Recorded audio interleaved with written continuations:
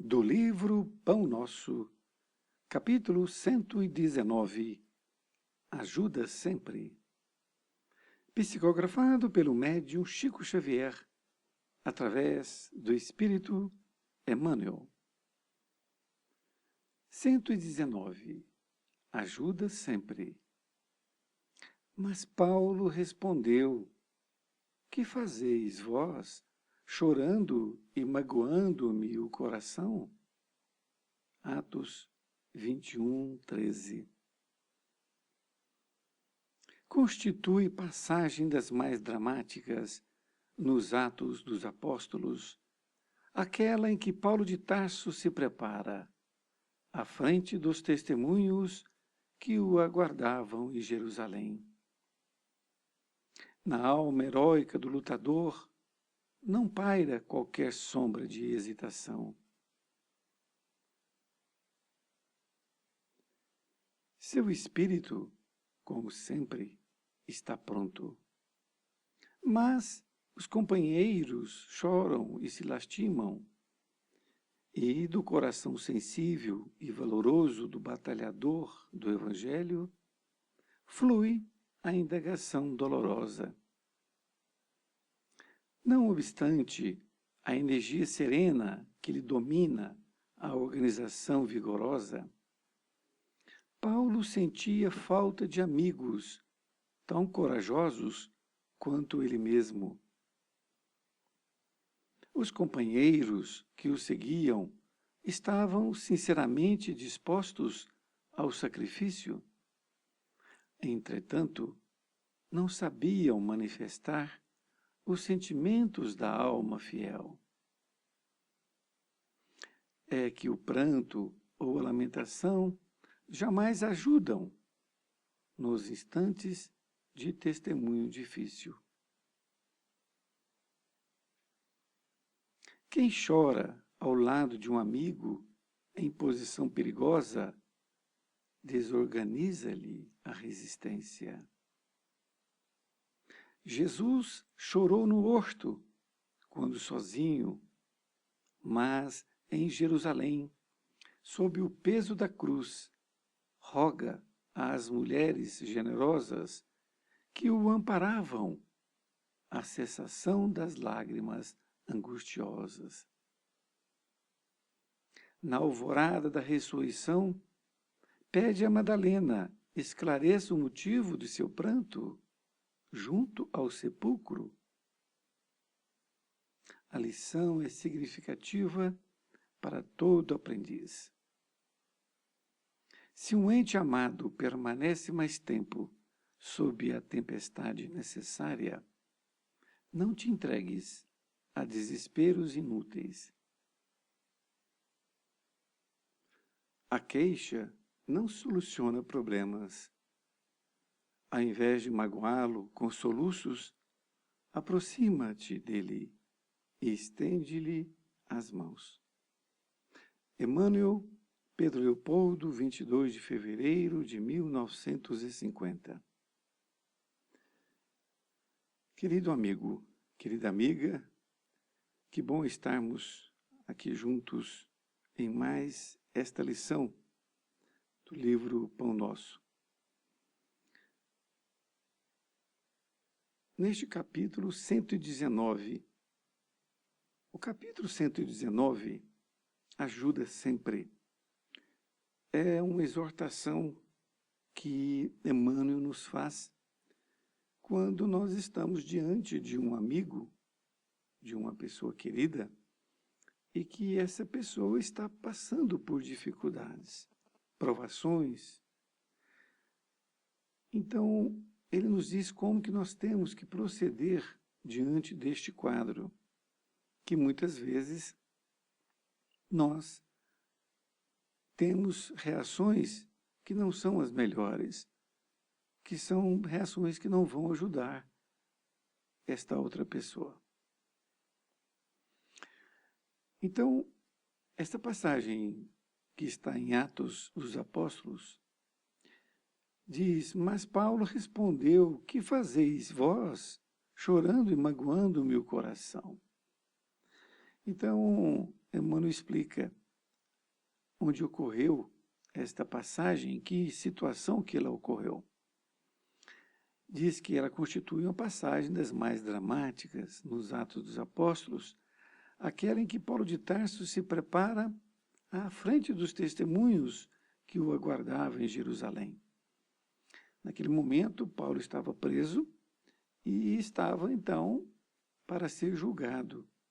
E ele sabia qual seria ali o resultado daquele julgamento. Assim como os seus companheiros que o seguiam, não é? E Emmanuel continua dizendo que na alma heróica do lutador não paira qualquer sombra de hesitação. Então Paulo estava tranquilo, embora soubesse do que iria lhe ocorrer. Mas os seus amigos, seus companheiros, estavam chorando. Por isso que Paulo perguntou: que fazeis vós, chorando? Está magoando o meu coração. Porque naquele momento era o momento deles ajudarem com palavras positivas, mesmo sabendo do que iria passar. E não chorando, se desesperando naquele momento junto a Paulo, não é? A segunda parte,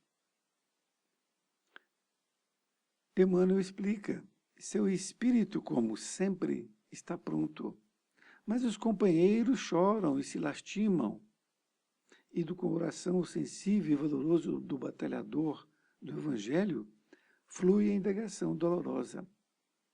Não obstante a energia serena que lhe domina, a organização vigorosa, Paulo sentia falta de amigos tão corajosos quanto ele mesmo.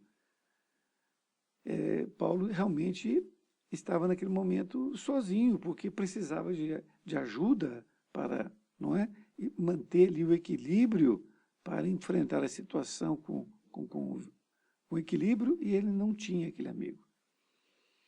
Os companheiros que o seguiam estavam sinceramente dispostos ao sacrifício, entretanto não sabiam manifestar os sentimentos da alma fiel.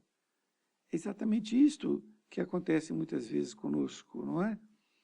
Muitas vezes nós estamos junto com a pessoa, parceiros dela, né? Amamos, estamos compartilhando os mesmos sentimentos de sofrimento, mas nós não sabemos como nos portar. E Emmanuel fala que o pranto ou a lamentação jamais ajudam nos instantes de testemunho difícil. Então, se você tem uma pessoa que descobriu o câncer, até porque o câncer é curado, não é? Então, você tem que prestar estímulos para que ela possa seguir em frente e lutar, para que ela possa sair daquela situação, não é? Aí você pode perguntar assim: mas se o câncer já estiver num estágio terminal, da mesma forma, é preciso estar sempre querendo sair daquela situação, mas sair fazendo a sua parte. Ah, mas ela vai morrer. Vai morrer. O corpo vai morrer, nós sabemos, mas a alma não. Então, que aquela passagem, que aquela provação seja bem utilizada. E que ela, então, vai perseverar e vencer aquilo. Nesta outra parte, Emmanuel, numa frase, ele diz tudo. Quem chora ao lado de um amigo em posição perigosa, desorganiza-lhe a resistência. Então vejam bem, que nós possamos guardar essa frase, porque ela é de fundamental importância, que nós possamos lembrar dela quando estivermos nessa situação, diante de um amigo em dificuldades, que sejam quaisquer dificuldades, que se nós chorarmos junto, se ela estiver chorando ou não, e se nós nos desequilibrarmos, nós estaremos desorganizando, não é? Psiquicamente a pessoa. E ele dá alguns exemplos interessantes que Jesus chorou no horto, quando sozinho. Veja bem.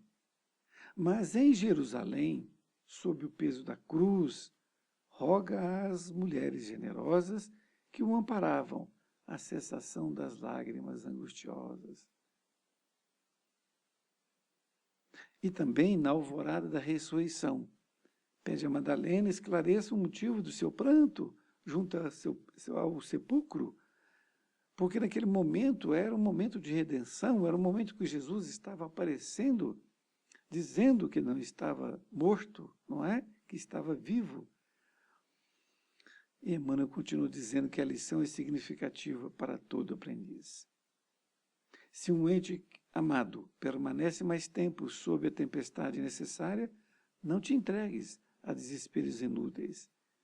Então, se um ente querido está junto de você, e ele está passando por dificuldades, você não deve e não pode cair em desequilíbrio. Na conclusão, ele diz: a queixa não soluciona problemas.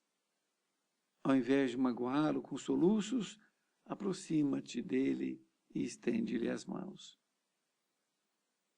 Estender-lhe as mãos é no sentido de você abraçá-lo